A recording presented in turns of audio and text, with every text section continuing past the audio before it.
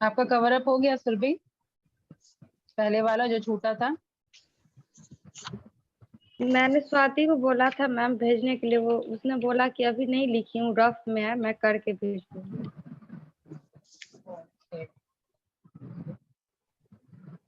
तो screen share कर रही हूँ, 1 मिनट रुकिए।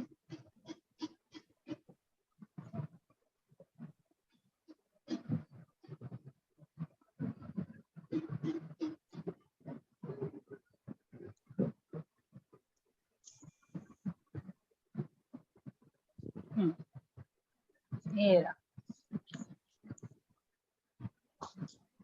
तो आज हम लोग शुरू कर रहे हैं अपना नया चैप्टर क्या मतलब नया सब टॉपिक, अपना चैप्टर तो वही सेकंड ही चल रहा है। ठीक है, सेकंड में हम लोगों ने फंडामेंटल राइट्स कर लिया था, सॉरी सेकंड में प्रीएम्बल सबसे फर्स्ट टॉपिक था। Yes ma'am.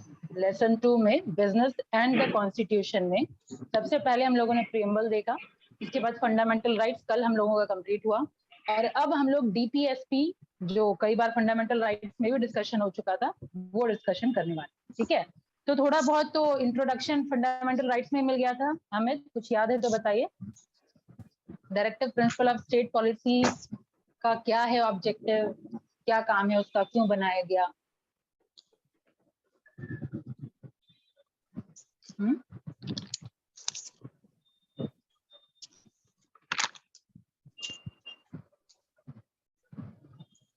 Ma'am right to education में ये आया था ना डीपीएस से। राइट टू एजुकेशन पहले था डीपीएसपी में, उसके बाद मैंने ऑब्जेक्टिव भी बताया था कि क्यों फिर शिफ्ट किया गया फंडामेंटल राइट में, जब डीपीएसपी में था ही तो शिफ्ट क्यों किया गया?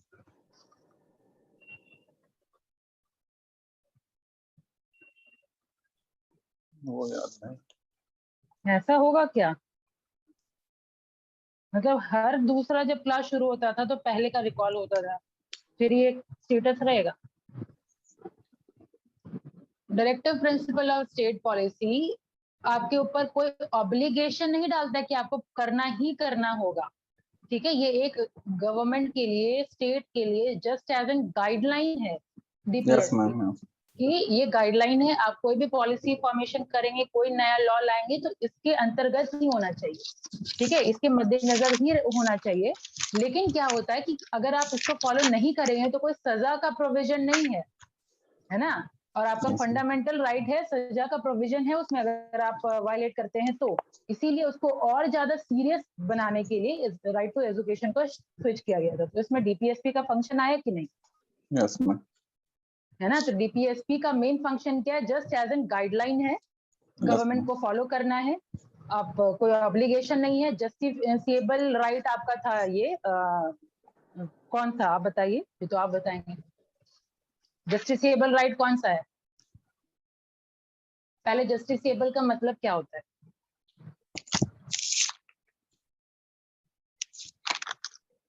मैं स्वाति को मिस कर रही हूँ, अभी स्वाति होती पक्का बता देती। मेरा हामिद कुणाल ये एक्सपेक्टेशन नहीं था, मेरे को लग रहा था कि सब आप समझ रहे हैं। गलती मेरी भी, क्या मैम जस्टिफिएबल मैम तो मैम फेयर न्याय हो गया ना। वो जस्टिस नहीं मैं पूछ रही हूँ, justiciable, which one is justiciable, either it is fundamental right or DPSP?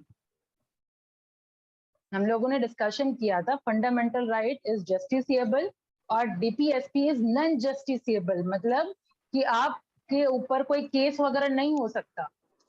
ठीक है, तो जस्टिसिएबल मतलब कोई मतलब अगर आप वायलेट करते हैं तो पनिशमेंट है, उसका टर्म है जस्टिसिएबल। और कितनी बार हुआ है ये टर्म, कितनी बार आया होगा ये टर्म? तो डीपीएसपी आपका नॉन जस्टिसिएबल है, डीपीएसपी आपका नॉन जस्टिसिएबल है। दोनों के बीच में डिफरेंस भी पूछा जाता है, तो आप लोगों को दोनों का डिफरेंस पता होना चाहिए। ठीक है, इसके बाद हम लोग जब डीपीएसपी कंप्लीट कर देंगे वो डिफरेंस भी डिस्कशन कर लेंगे, लेकिन जो टॉपिक हो चुका रहता है उसका आंसर एक्सपेक्टेड होता है, नहीं तो फिर मेरा आगे का प्रोसेस फिर उसी अकॉर्डिंग हो जाएगा। ये शुरू क्लास से मैं बोल रही हूँ कि आप लोग पेपर पेन लेके बैठिए ताकि दिमाग में रहे, स्किप ना करे। तो डीपीएसपी हम लोगों ने इतना समझा कि वो गाइडलाइन है। अब ये किस में था? जैसे वो था पार्ट 3 में, ये आपका है पार्ट 4 में। क्लियर? डीपीएसपी आपका पार्ट 4 में है। जो भी मैं पॉइंट बताती हूँ वो मैं 3 बार जरूर रिपीट करती हूँ. Part 4, this one is also important. Yeah, this point is also important. It is in Part 4 of Indian Constitution. और आर्टिकल नंबर फंडामेंटल राइट कितने से कितने तक था? मैम 12 से 35 तक था. ठीक है. और जस्ट 36 से 51 आपका डीपीएसपी है. ठीक है. आर्टिकल 36 से 51 डीपीएसपी है. पार्ट 4 ऑफ इंडियन कॉन्स्टिट्यूशन में दिया गया है. फंडामेंटल राइट आपका यूएस से लिया गया था और डीपीएसपी कहाँ से लिया गया है? आयरिश कॉन्स्टिट्यूशन से. ठीक है. डीपीएसपी कहाँ से लिया गया है? आयरिश कॉन्स्टिट्यूशन से. ठीक है. अब बात ये उठती है कि आयरिश कॉन्स्टिट्यूशन कहाँ से लिया है? तो वो स्पेनिश कॉन्स्टिट्यूशन से लिया गया है. अब ये पूछेंगे अगर आपके स्पेनिश कॉन्स्टिट्यूशन कहाँ से लिया है, तो वो कहीं से नहीं लिया है. स्पेनिश कॉन्स्टिट्यूशन का ये खुद का है बनाया हुआ. ठीक है. तो इतना तो कम से कम हम लोग को पता होना चाहिए कि इंडिया कहाँ से ली है? आयरिश कॉन्स्टिट्यूशन से, और आयरिश कॉन्स्टिट्यूशन स्पेनिश कॉन्स्टिट्यूशन से. ठीक है. तो आइए फर्स्ट लाइन देखते हैं. तो यहाँ पे फर्स्ट लाइन में वही लिखा है कि इट इज आर्टिकल. स्क्रीन दिख रहा है ना सबको? मैम स्वाति वेटिंग रूम में है, ऐड कर दीजिए. कब आए मुझे पता ही नहीं चला.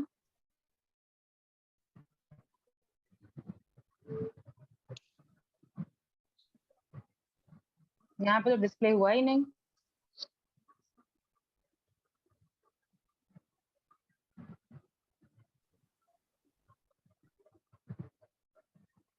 कुणाल थोड़ा आप भी पार्टिसिपेट करने का कोशिश करिए. Yes ma'am. चलिए आगे बढ़ा जाए. तो यहाँ गुड आफ्टरनून स्वाति. अच्छा ये जरा आंसर दीजिए, जस्टिसेबल का मतलब क्या होता है? अभी मैं आपका ही डिस्कशन कर रही थी.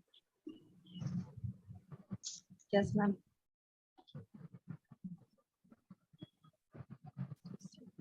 और इसी वजह से मैं मिस कर रही थी. अगर आप आंसर नहीं देंगे तब तो फिर गड़बड़ हो जाएगा. जस्टिसेबल का क्या मतलब है? मैम ऐसा नहीं था, मैं वेटिंग रूम में ही थी. नहीं तो मुझे पता नहीं चला कि आप वेटिंग रूम में है.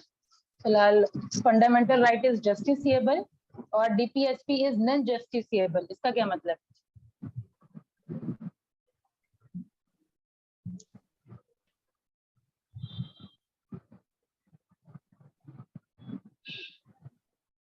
तो बेकार में मिस कर रही थी मैं आपको. नो मैम, बता दीजिए. जस्टिसेबल मतलब मैम जैसे कि कोई वारंट वगैरह इशू हुआ या फिर कुछ ऐसा कि जो डिफेंड नहीं कर सकते शायद. अगर कोर्ट में मेरा कुछ अगर defend मन नहीं कर है वायलेशन हुआ अगर सर्टेन राइट का, तो कोर्ट में जा सकते हैं. तो ये था फंडामेंटल राइट में कि हम लोग कोर्ट जा सकते हैं, कोर्ट का दरवाजा खटखटा सकते हैं, आपको न्याय मिल सकता है. जस्टिस से जस्टिसेबल, तो न्याय जहाँ पे मिले दैट इज जस्टिसेबल. तो फंडामेंटल राइट इज जस्टिसेबल. और जहाँ पे ये नहीं है कि अगर नॉन वायलेशन या अगर आप वायलेट करते हैं तो आपको कोर्ट जाना है, ऐसा नहीं है. That is non justiciable. वो आपका डीपीएसपी है. ठीक है. अब देखिए कोई भी टर्म आ सकता है ऑब्जेक्टिव में. नॉन जस्टिसेबल बोल दे या फिर नॉन इन्फोर्सेबल बोल दे या इन्फोर्सेबल बोल दे. कंफ्यूज नहीं हो जाइए क्योंकि ये लाइन तो आप लोग ऑलरेडी जान रहे हैं सब लोग. हामिद, ये लाइन तो आप जान रहे हैं ना कि अगर हम लोग वायलेट करते हैं फंडामेंटल राइट्स तो हम लोग कोर्ट के पास जा सकते हैं. कोई अगर मान लीजिए वायलेशन किया तो हम जाकर के उसके खिलाफ कोर्ट में जाकर के कंप्लेंट कर सकते हैं. वो भी डायरेक्ट सुप्रीम कोर्ट तक डायरेक्ट जा सकते हैं. पता है ना? और इसी को पूछ दिया अलग तरीके से, enforceable, non enforceable, justiciable, which one is justiciable, fundamental right, DPSP, both, all of them. ऐसा करके कंफ्यूजन क्रिएट करते हैं. आप लोग का असाइनमेंट आ गया क्या? Yes ma'am. Yes ma'am. हाँ, तो असाइनमेंट में इसी टाइप का क्वेश्चन पूछा जाता है. Yes ma'am. ठीक है. हाँ अच्छा, ये क्वेश्चन है क्या दिया हुआ? ये क्वेश्चन नहीं है, इस टाइप का एक दो क्वेश्चन है. हाँ, तो जो भी क्वेश्चन है तो हाँ, तो इसी टाइप से क्वेश्चन पूछा जाता है. और जो असाइनमेंट आया वो एक बार मेरे को सेंड कर दीजिएगा, मैं भी देखूं कैसा क्वेश्चन है. ठीक है. ओके. तो वही मैं बात कर रही थी. हम लोग डीपीएसपी आज शुरू किए हैं. डीपीएसपी में अब तक हम लोगों ने डिस्कशन किया स्वाति कि ये पार्ट 4 में है ऑफ इंडियन कॉन्स्टिट्यूशन. ठीक है. आर्टिकल नंबर 36 से 51 तक है डीपीएसपी आपका. ऑब्जेक्टिव क्या, हाँ, फिर कहाँ से लिया गया था? आयरिश कॉन्स्टिट्यूशन से। और आयरिश कॉन्स्टिट्यूशन किससे ली है? स्पेनिश कॉन्स्टिट्यूशन से। स्पेनिश कॉन्स्टिट्यूशन का अपना खुद का है, वो किसी से ली नहीं। इतना हम लोगों ने देखा। इसके अलावा और क्या ऑब्जेक्टिव, पर्पस क्या है? तो it is just as an guideline for the state और गवर्नमेंट, ठीक है, कि वो जब भी कोई पॉलिसी बनाए या जो भी कोई लॉ फ्रेम करे तो ये डीपीएसपी के अकॉर्डिंग ही बनाए, डीपीएसपी के मद्देनजर, डीपीएसपी को मद्देनजर रख के ही बनाए, ठीक है। This one is it's objective. अब आगे बढ़ते हैं, तो वही चीज यहाँ पे लिखा हुआ है कि ये आर्टिकल 36 to 51 दिया है। फर्स्ट लाइन देखिए, under part 4 of Indian constitution deal with directive principle of state policy, they are borrowed, मतलब कहाँ से लिया गया? तो borrowed from Ireland which had copied it from Spanish constitution. This article will solely discuss DPSP, ये काम का नहीं है, आगे बढ़िए यहाँ पे। What are the directive principle of state policy? तो ये SAPRU committee in 1945 में था, suggested two category of individual right. Sapru committee means ma'am थोड़ा सा कमिटी का नाम दिया जाता है ना, एक कमिटी मतलब क्या, ग्रुप ऑफ एक्सपर्ट्स होते हैं, ठीक है, वो मिल करके डिस्कशन करते हैं और एक हाँ कमिटी का कहते हैं ग्रुप, और उसमें जो हेड होता है उसका नाम हो जाता है, ठीक है। सप्रू कमेटी इस कमेटी का नाम है। तो कमेटी का बेसिकली मतलब होता है कि एक्सपर्ट्स होते हैं, एक्सपर्ट्स का ग्रुप होता है, वो मिलकर के सर्टेन डिसीजन लेते हैं, ठीक है। तो उन्होंने ये 1945 में सजेस्ट किया कि दो कैटेगरी का इंडिविजुअल राइट होता है, ठीक है।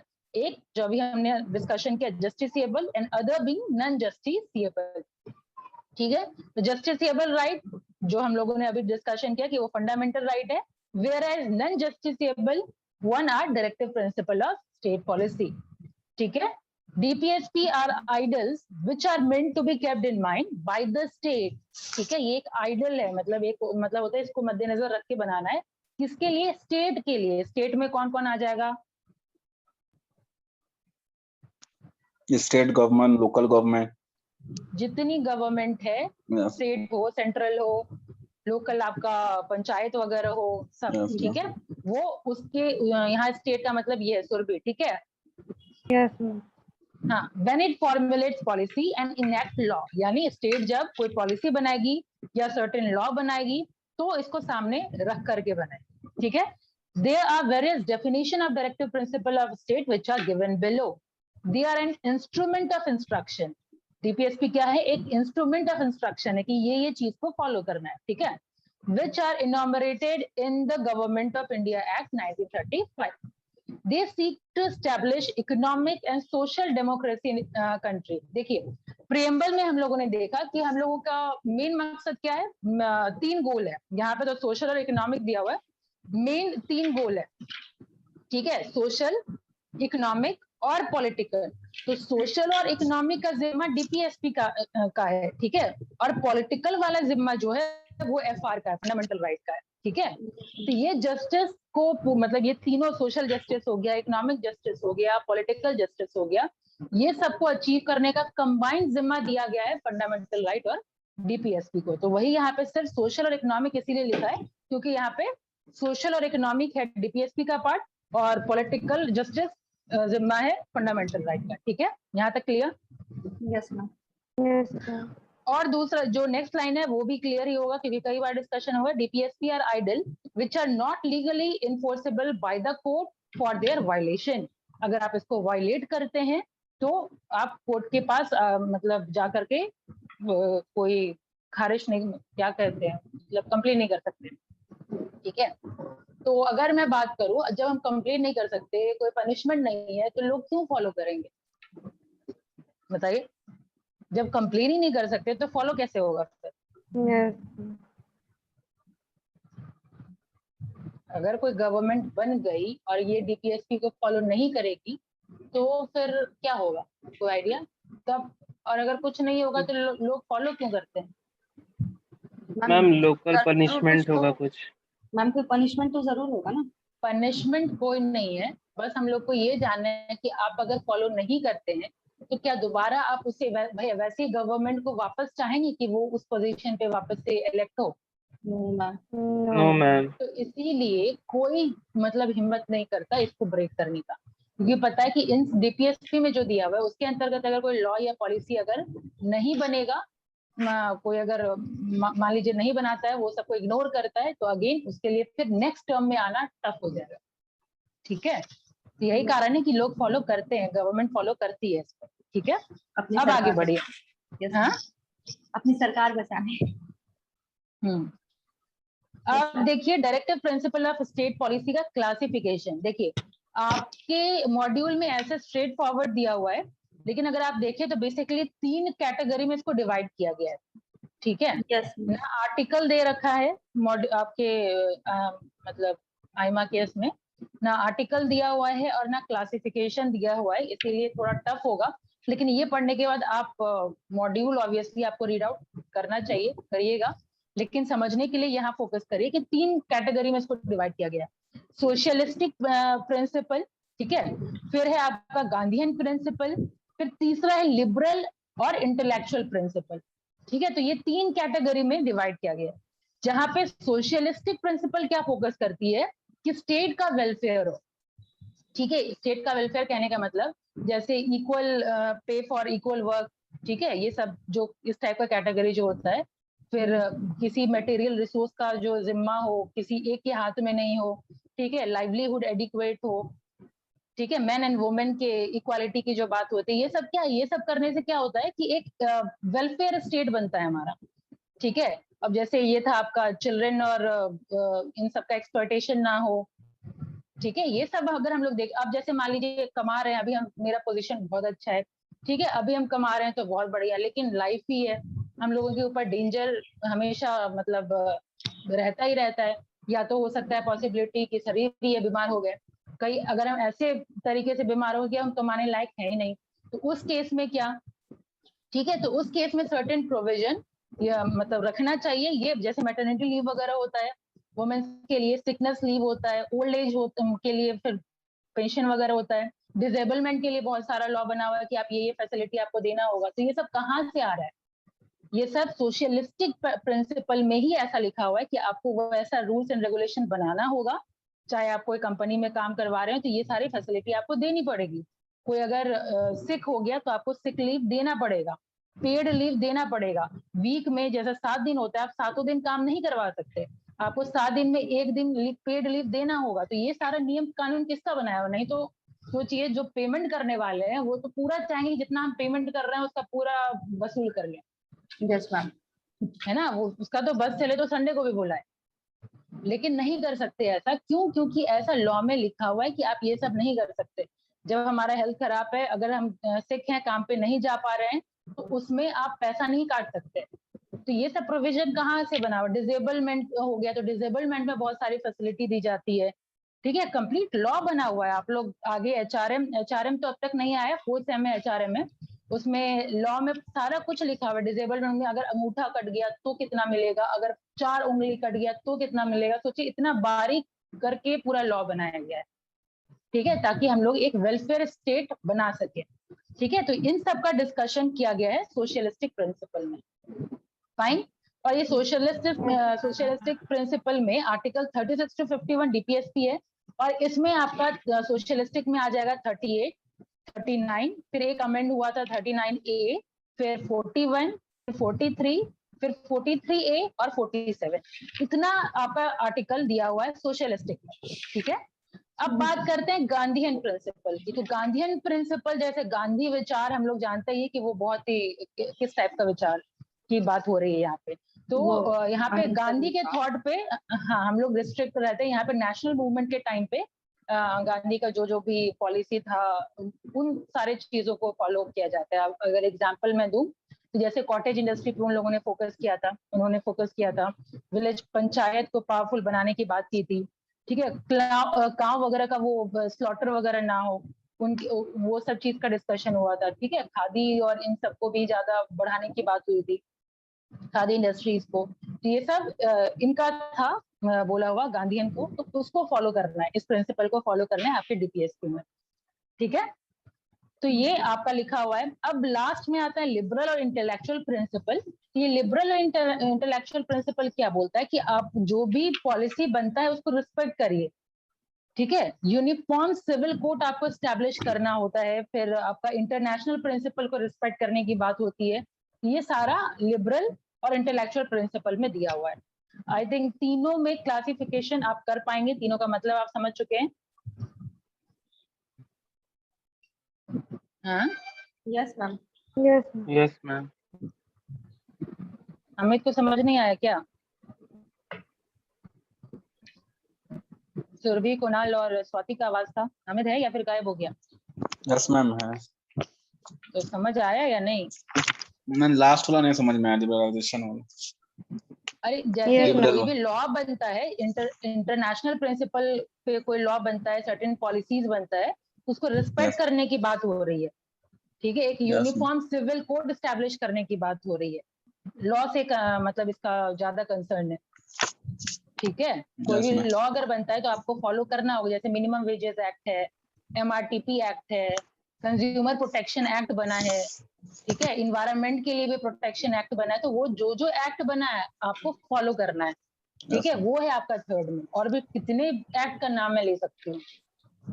ठीक है, तो ये Yes. सारा एक्ट को फॉलो करने की बात इसमें की गई है कि जो एक्ट बना है वो आपको फॉलो करना है। ठीक है, Yes.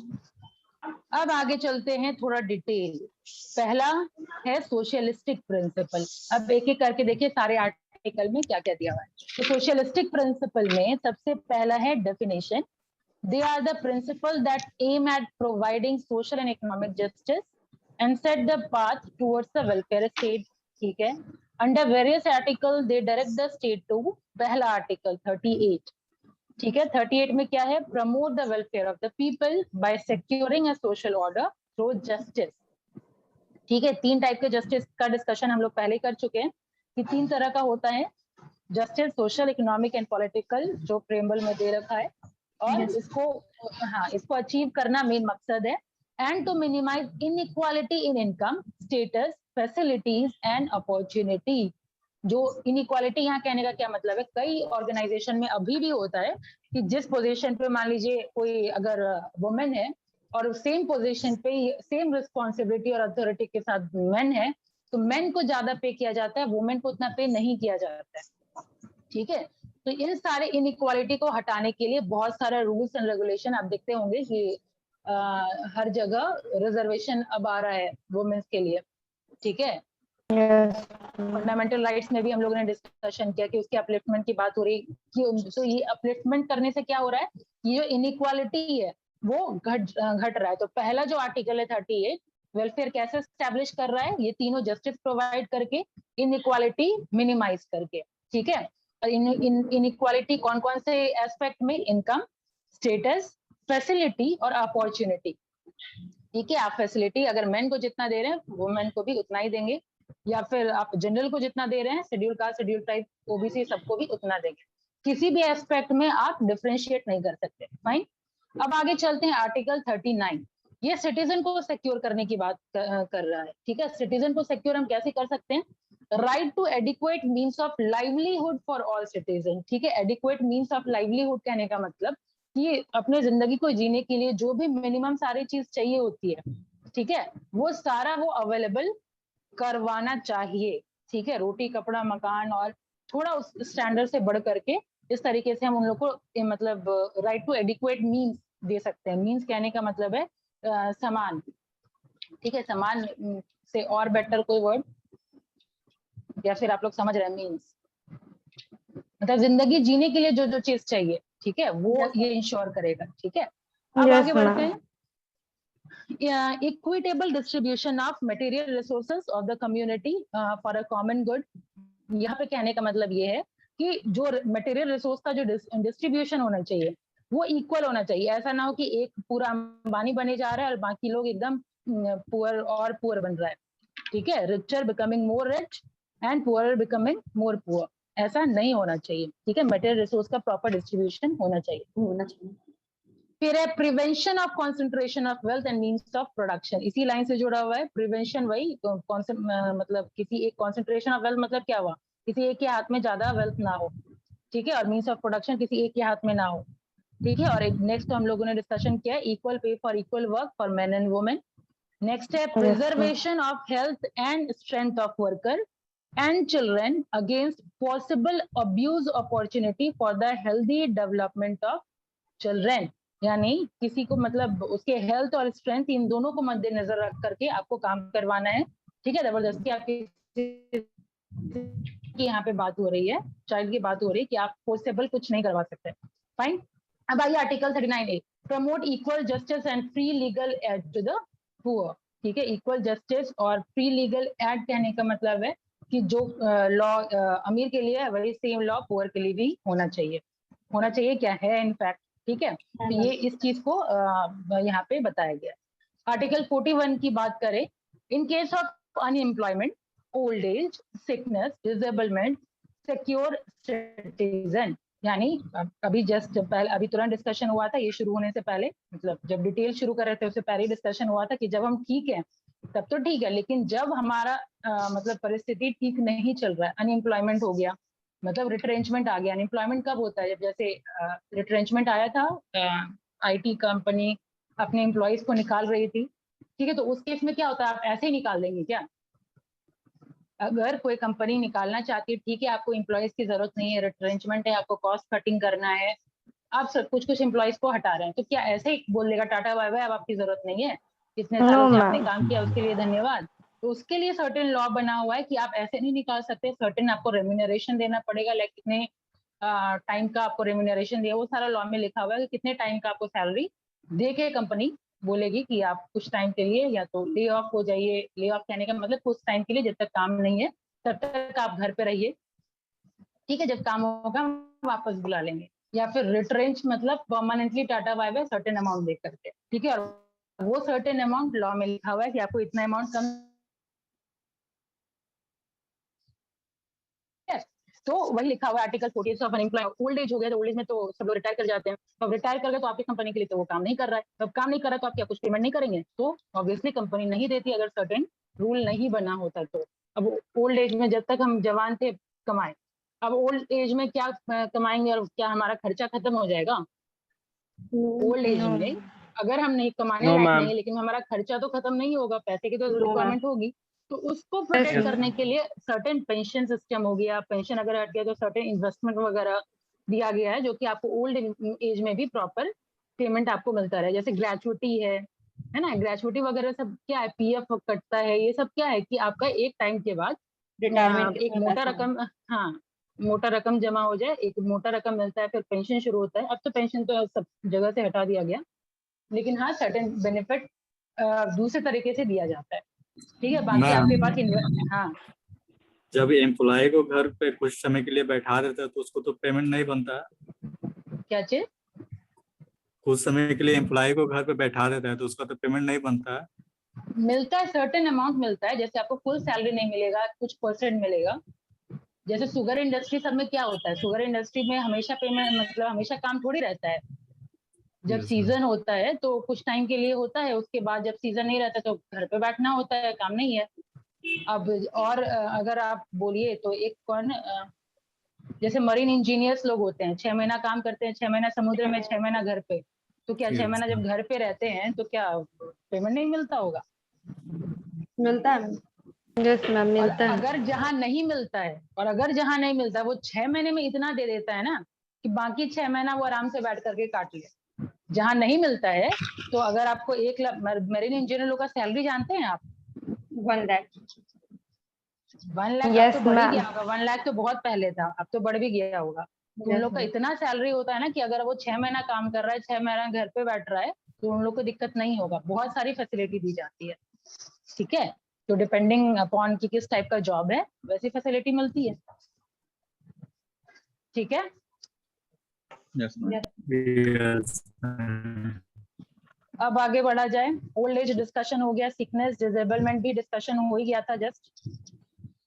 फिर सिक्योर सिटीजन, और सिक्योर सिटीजन किस फॉर्म में? राइट टू वर्क, सबको राइट है काम करने का, एजुकेशन का, पब्लिक असिस्टेंस का, ये सारा आर्टिकल 41 में दिया हुआ है। डिटेल में तो हम लोग ऊपर ही डिस्कशन कर चुके थे, याद है कि भूल गए आगे बढ़ते बढ़ते?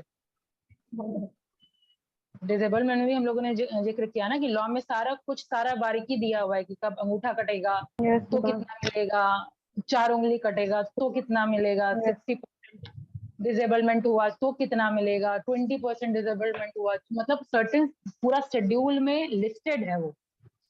ठीक है, ये सब हम लोग पढ़ाते हैं अपने बिजनेस लॉ में। तो बिजनेस लॉ आप लोग का है, पता है? बिजनेस लॉ आप Yes. लोग 4th सेम में अभी बच्चे पढ़ रहे हैं, तो 4th सेम में आप लोग पढ़ेंगे, ठीक है? आगे बढ़ा जाए, कहाँ थे हम लोग? हाँ, अब article 42, make provision for just and human condition of work and maternity release. ठीक है, इजी था। Yes ma'am. आगे बढ़िए, सिक्योर अ लिविंग वेज, मतलब मैं अपने हिसाब से जो डिस्कशन कर ली हूँ, मुझे लग रहा है कि अगर आप आर्टिकल के थ्रू जा रहे हैं, पढ़ रहे हैं, तो समझ में आ गया होगा। नहीं समझ में आ रहा होगा तो पूछ लीजिएगा, ठीक है? 43 देखिए, ये भी स्ट्रेट फॉरवर्ड है, secure a living wage, a decent standard of living and social and cultural opportunity for all workers. Simple है, सिक्योर अ लिविंग वेज मतलब क्या? वो 3 तरह का वेज होता है, एक फेयर वेज, एक लिविंग वेज और एक मिनिमम वेज। ठीक है, तो मिनिमम वेज मतलब क्या? रोटी कपड़ा मकान से ऊपर थोड़ा एक मतलब सबको हक है कि वो सिक्योर करे लिविंग वेज, एक डिसेंट स्टैंडर्ड ऑफ लिविंग सबको मिले, ठीक है? सोशल एंड कल्चरल अपॉर्चुनिटी सारे वर्कर को इक्वली मिले। फाइन। अब आइए article 43, take steps to secure participation of worker in management of industry. ठीक है, यहाँ कहने का मतलब है कि इंडस्ट्री में पहले क्या होता था, वर्कर का तो कुछ सुना ही नहीं जाता, जो लेबर हैं वो तो कुछ कर ही नहीं सकते थे मैनेजमेंट के डिसीजन मेकिंग में, उनको हक ही नहीं था। लेकिन फिर ये लॉ को चेंज किया गया और ये इंश्योर किया गया कि जो वर्कर हैं वो भी इक्वल पार्टिसिपेट करें, ठीक है? इसीलिए एचआरएम में आप लोग पढ़ेंगे वर्कर्स पार्टिसिपेशन इन मैनेजमेंट। इस तरह फिर क्वालिटी सर्कल और इन सब के थ्रू क्या किया गया है कि वर्कर को पार्टिसिपेशन में, मतलब वर्कर को डिसीजन मेकिंग में, मैनेजमेंट में मौका दिया गया है कि वो लोग आए और बढ़ चढ़ के हिस्सा लें, ठीक है? नेक्स्ट है article 47, raise the level of nutrition and the standard of living of people and to improve public health। ठीक है, यहाँ न्यूट्रिशन खान पान से यहाँ पे मतलब है, और स्टैंडर्ड ऑफ लिविंग बढ़ाने के लिए जो उपयुक्त हो सकता है काम वो आप करेंगे। And to improve public health को सुधारने के लिए जो भी, जैसे अभी वैक्सीन वगैरह जो लग रहा है, ठीक है, या और भी आप कौन सा मिड डे मील चल रहा था, यस ठीक है, ये सब क्या है? हाँ, ये सब क्या है? तो बेसिकली ये सब तरीका है ताकि एक प्रॉपर न्यूट्रिशन सबको मिल पाए, जो गरीब लोग हैं उनको भी मिल पाए, एक प्रॉपर स्टैंडर्ड ऑफ लिविंग दे पाए, ठीक है? अब एजुकेशन में ही देखिए, यहाँ अपने बिहार में ही मतलब साइकिल देने का प्रोविजन हुआ कि बच्चे आए। अभी लड़कियों को अगर ग्रेजुएशन पास होती है तो इतना पेमेंट मिलता यस है ना? तो ये सब क्या Yes, है ma'am. प्रोविजन, ये सारे लॉ को। तब अब कोई गवर्नमेंट अगर ये कर रही है तो आप खुद चाहेंगे कि भाई कोई दूसरी गवर्नमेंट आए, ठीक है? मैं किसी के फेवर या अगेंस्ट में नहीं बोल रही हूँ, लेकिन आप पहले का याद कर लीजिए और अभी का याद कर लीजिए, तो आप क्या ऐसे स्टेट में रहना चाहेंगे जहाँ पे कोई सरकार आते के साथ मतलब डकैती शुरू हो जाए, मतलब कुछ और शुरू हो जाए, पढ़ाई का प्रॉपर अपॉर्चुनिटी ना मिले, मतलब प्लस होने के बजाय नेगेटिव होना शुरू हो जाए। और यही अगर कोई गवर्नमेंट अच्छा काम करती है, प्रॉपर न्यूट्रिशन प्रोवाइड करती है, एजुकेशन के अपलिफ्टमेंट के लिए कोई सर्टेन काम करती है, तो हम लोग ऑटोमेटिकली चाहेंगे कि वो पोजीशन फिर से दोबारा जब रिइलेक्ट हो तो वही इलेक्ट हो, है Yes, ना? ma'am. तो ये है आपका socialistic principle. Next Gandhian principal.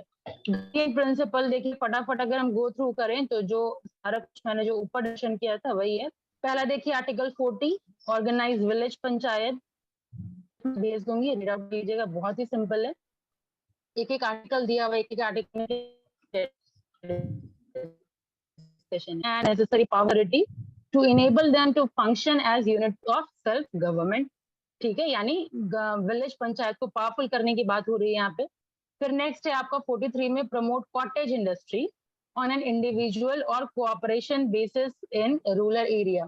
ठीक है, कॉटेज इंडस्ट्री रूरल एरिया की बात इसलिए हो रही है क्योंकि ये सारे इंडस्ट्री रूरल एरिया में ही होता है। ठीक है, कॉटेज इंडस्ट्री हो गया, खादी वाला जो इंडस्ट्री होता है वो इंडस्ट्री हो गया, तो इन सबको प्रमोट करने की बात हो रही है, ठीक है? नेक्स्ट है 43B, प्रमोट वॉलंटरी फॉर्मेशन। एक मिनट, हाँ 43B यही थे ना हम लोग। Promote voluntary formation, autonomous functioning democratic control and professional management of cooperative society. Now what do you mean by cooperative society? Basically ये जो सोसाइटी है ना, और ये गांधी के आगे जो हम लोग देख रहे हैं, जो नीचे तबके के लोग हैं उनके अपलिफ्टमेंट की बात वो ज्यादा कर रहे हैं। ठीक है, जैसे पहले कॉटेज की बात किए, विलेज की बात किए, तो ये सब क्या है, नीचे तबके के लोग, मतलब उन लोगों को फोकस किया जा रहा है ना।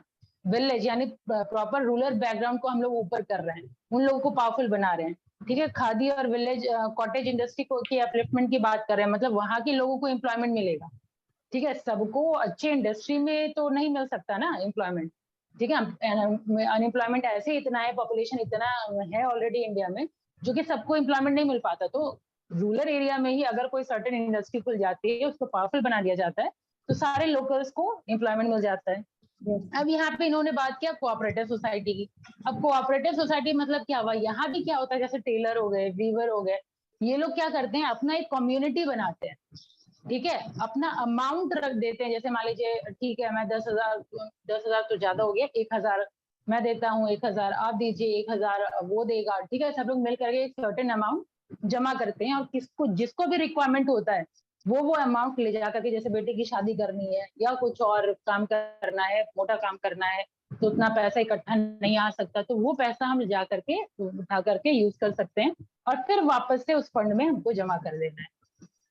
ठीक है, तो ये होता है आपका कोऑपरेटिव सोसाइटी। तो उनका जिक्र किया गया है कि एक वॉलंटरी फॉर्मेशन हो, मतलब अपने इच्छा से फॉर्मेशन की शक्ति दी जाए उसको। ठीक है, अब आगे बढ़ा जाए 46, promote the educational and economic interest. सब समझ आ रहा है ना कि सो गए आप लोग? नो मैम, समझ आ रहा है। यस मैम, आ रहा है। कि एक तरफा जब लेक्चर होता है ना, धीरे धीरे बच्चे लगता है कि हाँ चलो शुरू करो, बोलते रहो, हम तो आराम फरमाते हैं।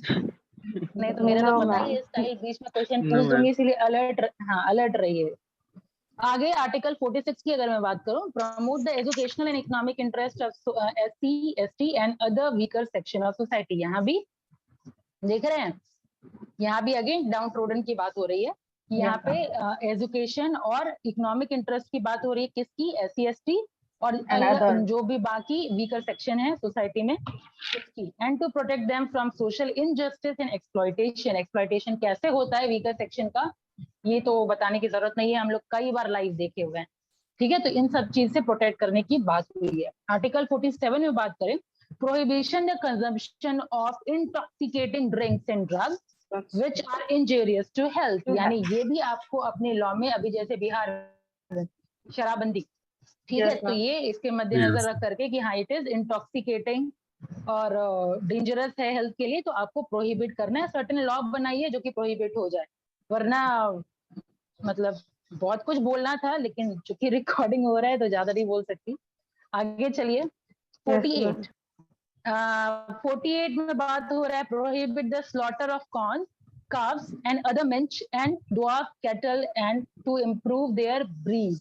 ठीक है, यहाँ पे इंडिया में कॉर्न स्लॉटरिंग बहुत चल रहा था, उन सबको प्रोहिबिट करने की बात हो रही है। काउ, काव्स और अदर मिंचेस, मतलब और बाकी कैटल्स वगैरह की बात हो रही है, तो वो सबको रोकना है। ठीक है, और उनके ब्रीड को इम्प्रूव करने की बात हुई है। तो ये था आपका गांधीयन थॉट। तो कभी भी ऑब्जेक्टिव में अगर आपका डायरेक्ट अगर कोई आर्टिकल का सर्टेन स्टेटमेंट दे दे, तो आप इतना प्रिंसिपल है। ठीक है, वेलफेयर की बात हो रही है, तो कौन सा प्रिंसिपल,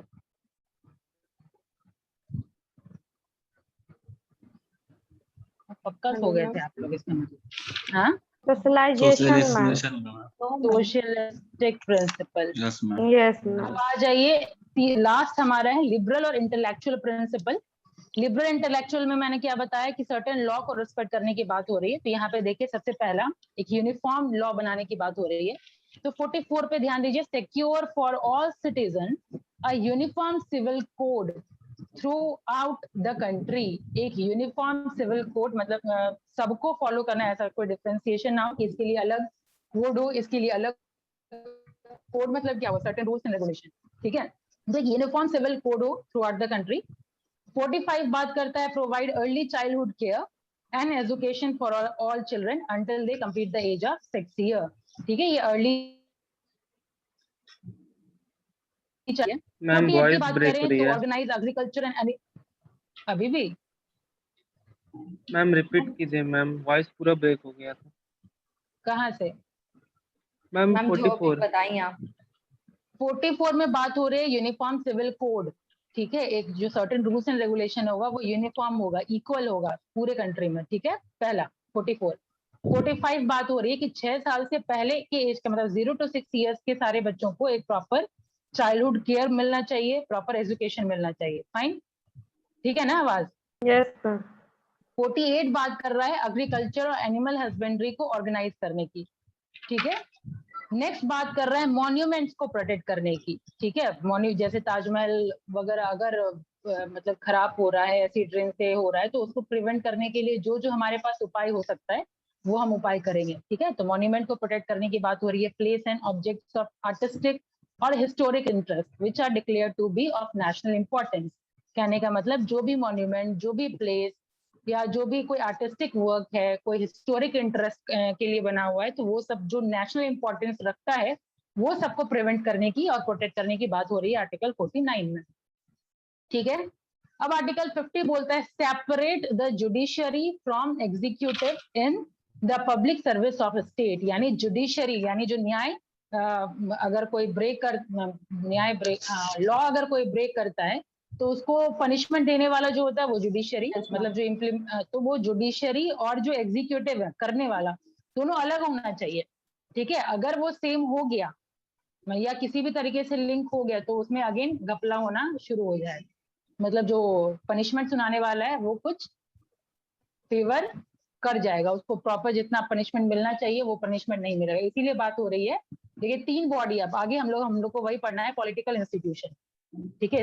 इसी चैप्टर में डीपीएसपी खत्म होने के बाद अगर आपके सामने मॉड्यूल है तो पलटा के देखिए, जस्ट इसके बाद पॉलिटिकल इंस्टीट्यूशन है। पहला है लेजिस्लेटिव ऑर्गन, है ना, डेलीगेटेड।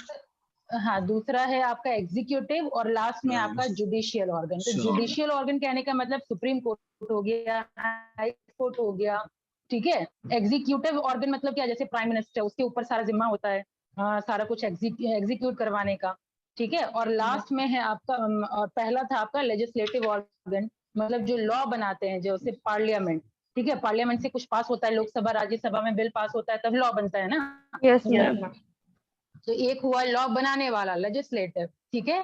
फिर एग्जीक्यूट करवाने वाला यानी लॉ को फॉलो करवाने वाला, दैट इज एग्जीक्यूटरी, ठीक है। और लास्ट में इम्प्लीमेंट करवाने वाला, मतलब अगर आप नहीं एग्जीक्यूट कर पाए या कुछ गलत किए तो उसको मतलब पनिशमेंट जो हम लोग देंगे वो है आपका लास्ट वाला बॉडी, उसको हम लोग कहते हैं जुडिशियरी। तो जुडिशियरी क्लियर हो गया यस और ma'am. Yes, ma'am. Executive clear हो गया, कैसे सेपरेशन की बात हो रही है। जुडिशियरी जैसे supreme court, high court, executive जैसे prime minister Yes, follow ma'am. करवाते हैं अपने बाकी सब लोग आ जाएगा आगे डिटेल में हम लोग पढ़ेंगे ये दोनों भी।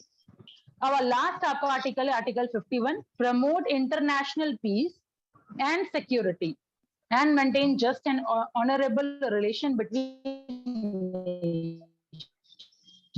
पीस की भी यहाँ पे बात हो रही है, मतलब अपना जो हम लोग कंट्री में कर रहे हैं वो वेलफेयर अभी ठीक है। Yes, ma'am. Yes ma'am. अभी ठीक है, हाँ। तो Yes, 51 बस ये बोल रहा है इंटरनेशनल लॉ को आप रिस्पेक्ट करिए, ठीक है। इंडस्ट्रियल डिस्प्यूट अगर कोई होता है, अराइज होता है, तो आप आर्बिट्रेशन के थ्रू उसको रिजॉल्व करिए। अब आर्बिट्रेशन क्या होता है कि कोई एक मान लीजिए आर्बिट्रेशन किसको बोलते हैं, जैसे मान लीजिए कोई अगर डिस्प्यूट हो गया तो आप किसी प्राइवेट पार्टी को, मतलब आप दोनों मान लीजिए मेरे और स्वाति में झगड़ा हो गया, ठीक है, मतलब होता है ये इंडस्ट्री लेवल पे, लेकिन मैं ऐसे कैजुअली बता रही हूँ, मेरे और स्वाति में झगड़ा हो गया। अब हम लोग अग्री किए कि ठीक है, ना तुम्हारी बात ना मेरी बात, हम हामिद को बुलाते हैं, अगर वो जो डिसीजन देगा वो डिसीजन हम लोग फॉलो करेंगे, ठीक है। तो ये हो गया, जो थर्ड पार्टी होता है ना वो आर्बिट्रेटर हो जाता है, ठीक है। और ये जो प्रोसेस होता है इस प्रोसेस को हम लोग आर्बिट्रेशन कहते हैं, मतलब हम कोर्ट तक नहीं ले जा करके कोर्ट के बाहर ही सुलह कर लिए। तो वही यहाँ पे 51 में बात हो रही है कि हम लोग आपस में इंटरनेशनल डिस्प्यूट को कोशिश करेंगे सेटल हो जाए, ठीक है। तो यहाँ होता है हमारा डीपीएसपी खत्म और टाइम हो गया हमारे नेक्स्ट क्लास का। आई होप ये टॉपिक क्लियर हो गया होगा सबको। Yes, ma'am. Yes, ma'am. तो Yes, ये ma'am. फंडामेंटल राइट और डीपीएसपी मैं आप लोग को सेंड कर दूंगी। Yes, ma'am. और बचा पॉलिटिकल इंस्टीट्यूशन, पॉलिटिकल इंस्टीट्यूशन हम लोग नेक्स्ट क्लास में डिस्कशन कर लेंगे, लेकिन Ma'am, वही कंडीशन वही है कि मुझे नेक्स्ट क्लास में आंसर चाहिए होगा अपने प्रीवियस लेक्चर का। Yes ma'am. ठीक है, इसीलिए बेहतर होगा आप लोग पढ़ के क्लास ज्वाइन करिए। ठीक है, कोई प्रॉब्लम Yes. होगा नेक्स्ट क्लास में पूछिए। हाँ, और मैम कुछ मैम लिंक भेज दीजिएगा इस क्लास का। लिंक? अच्छा हाँ ठीक है, चलिए, thank you. Thank Thank you. Thank